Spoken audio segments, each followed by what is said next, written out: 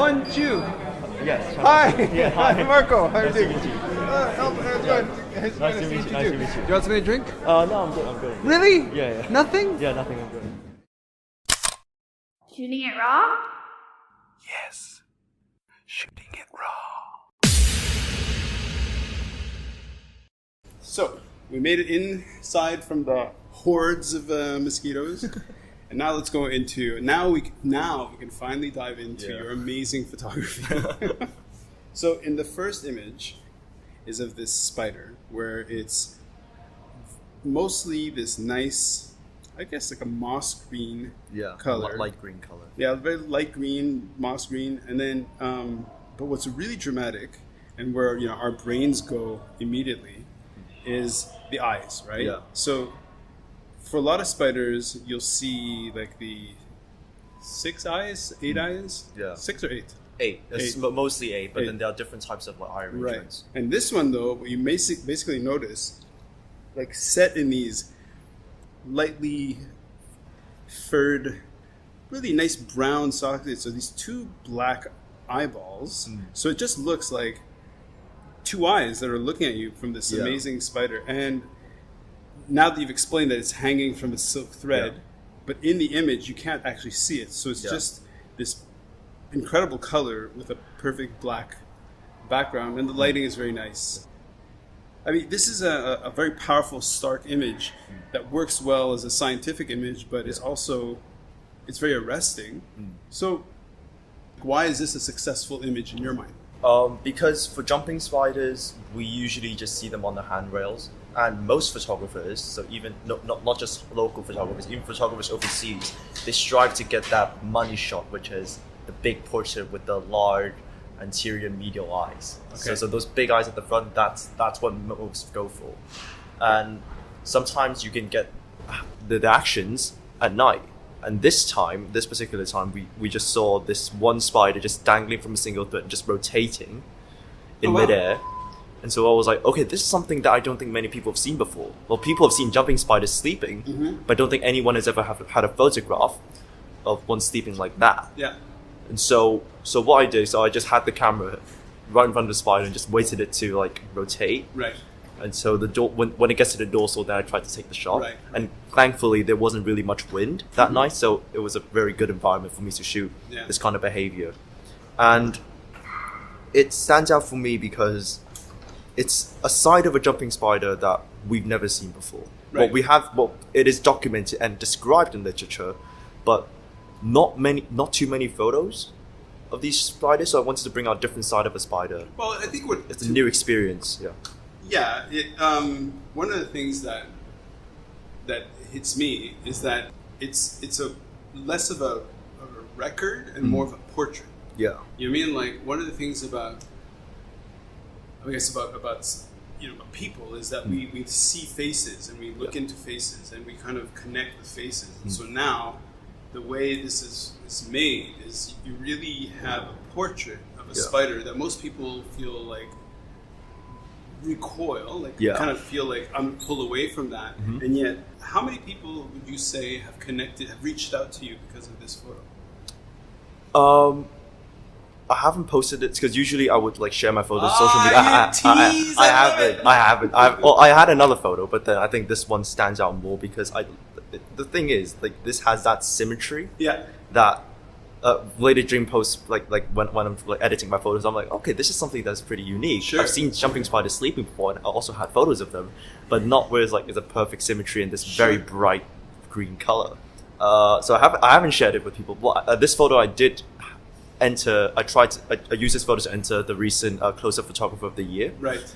Because I think that's my first main step of sharing this experience, because I think it's maybe telling other people that there's actually more things to these spiders that can be discovered. Well, one of the things that has come up with different guests or people I've spoken to about photography in this particular way is that we get to see things in a way that is very privileged. Like humans, we don't normally see the world like that.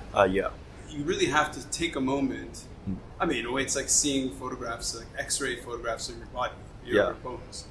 We don't see that way, so Mhm. it's even more amazing and astounding to look and see that. So what kind of camera? Let's be geeks. What kind So- of camera are you shooting with? So I use an Olympus EM1 Mark II. They're Olympuses. Yeah. I'm an Olympus guy. I need to get them as a Yeah. sponsor. Okay.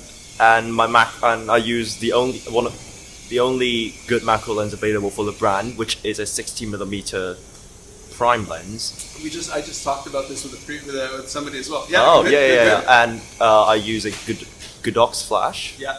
And the diffuser is I bought from an Australian friend who's also a macro photographer as well. And he makes these like very compact, convenient, and very compact, small diffusers that I can just bring it. It's lightweight as well. The whole setup is lightweight. I gave it to I lent it to a friend. Like I was like, "You want to try and hold it?" Yeah. And he was like, "That's a toy. That's not a camera. Nice. It's very lightweight. I can bring it anywhere. I can shoot in a variety of environments. Uh-huh. And I think it's quite good, especially for like when you get in these like very tricky terrains. Sure. And that's what's best to. That's the best thing I can think of. And the camera, you can't really see me during the recording, like for when this comes out. But I'm a relatively skinny person, so a lightweight camera is what I need. You probably weigh about, I don't know if you understand pounds versus kilograms. You probably weigh like 25 kilograms. Well, I think it's more than that. More than that. You are, listen, you're still growing boy. Yeah. You're still growing boy. But yeah, no, for sure. It's good to have a light kit. Your photography, what's really good about it, and what's good about where we live, is that you can just go. Yeah. And everything's alive outside in a way that is, quite special. So have you done photography, or have you gone on trips and done photography in other countries specifically, or is this mostly a Hong Kong kind of? Well, I've done photography in other countries, but that's mainly like, if I see something, I'll just take a photo of it. Right. But that's not like the main goal of the trip. Right. But during secondary school, I think it was like in S5, there was this organization that organized a trip to Madagascar. Oh, wow. And what? Yeah. You went to Madagascar? I went to Madagascar. Oh, yeah. Shit. So Poor thing. yeah. Unfortunately it was during the winter time, but we did get to see some good stuff. And that trip, Amazing. that was like the first trip in my mind that I went with the goal just simply to photograph animals. So many people would. I'm part of. I've definitely been exposed to the education sector, and one could argue that around the world, one of the casualties from modern education and exposure in society is that people are disconnected from the environment, and kids are disconnected from the environment. Yeah. Kids don't play as much, all that story of too much screen time and all that. You grew up in Hong Kong, and so what sort of channels led you to where you are now, that for example in high school, for whatever reason, you went in that direction? So, like, what started drawing you to go outside to photograph animals, whereas maybe your peers were kind of like, what's that all about? My fascination for animals originally began as a kid. So my parents would buy me BBC documentaries from Sir David Attenborough. Oh, nice. And I would watch those as a kid. And they would also buy me these dinosaur books, and I would like, I would usually go to the toilet, bring a book, and then we're like reading dinosaurs, like Tyrannosaurus Rex, Velociraptor. I would read Your them in the toilet. Your parents sound amazing. Yeah. So they really, at the young age, they really wanted to be like, okay, so this is an actual world, and it's kind of interesting, and we kind of want you to, you can go explore it. Yeah. And hopefully you find some good stuff in it. Yeah.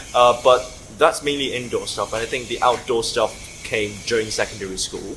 So after lunch, I was taking this stroll along the nature trail, and I came across my friend who's holding a mantis. I didn't know what it was at the time, so I was like, okay, what is that? And he was like, mantises. And it was a big Herodula patellifera, so giant Asian mantis. Okay. And how big is big? Big, around almost the size of my hand. Okay, so yeah, it's really sizable. Really big mantis. And I was really intrigued by it because I'd never seen one in real life. And I was like, do you mind if I handled it for a while? He was like, sure, and he gave me the mantis, and that was my first major interaction with an insect. Oh wow! And that I was like, because the mantises, they kind of looked at me, I looked at it, we kind of like locked eyes and stuff. Sure. And it was a very magical experience. It was about like it was just 5 minutes. Yeah. And we let the mantis go. Yeah. But it was that 5 minutes. They kind of like, okay, so they're really interesting animals, and they're really misunderstood because now that I've held one, I've looked at one, I've handled one. They're not like this grotesque man-eating monster, perhaps slimy perhaps, or whatever it is. Yeah, but perhaps depicted in movies. Yeah. And so I wanted to go out. So if this is interesting, what more could be out there that can match that kind of level? Right. And so that kind of sparked me that okay, I'll need to find more insects, more spiders. And luckily you grew up here. Yeah. It's an amazing place. Yeah, and it was then I was like surprised that wow, Hong Kong, just this small show is not representative of Hong Kong. Unbelievable. But I see that much. Yeah. And it was just I've seen more things in 1 year. It wasn't in 1 year. It was about like 9 months. I've seen more things in 9 months that I've seen in around 13 to 14 years of my life. Yeah. And it's extraordinary. Right. And so that kind of sparked me and gave me that kind of motivation to go out more and look for these different kinds of animals. No, for sure. And I love that however you're made, whatever chemistry or pressures or impulses or whatever that are swirling inside you, put your attention and your brain to be like, I want to look at these animals and help people see them. Mm-hmm. I find that really, really impressive.